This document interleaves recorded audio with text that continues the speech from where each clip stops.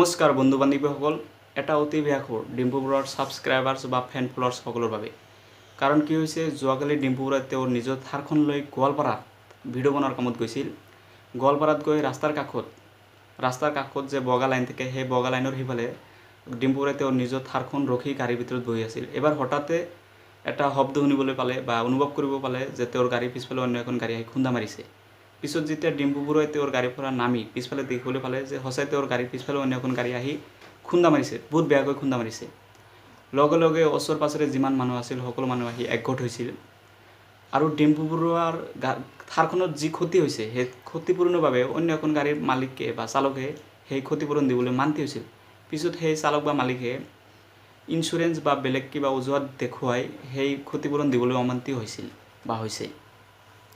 ডিম্পু বৰুৱাই তেওঁৰ থাৰখন লৈ গোৱালপাৰাৰ মহিন্দ্ৰা ডিলাৰৰ তাতে গৈছিল আৰু কিছু আংশিক ঠিক কৰি ডিম্পু বৰুৱাই তেওঁৰ ঘৰত গুচি আহিছে বা গুচি গৈছিল।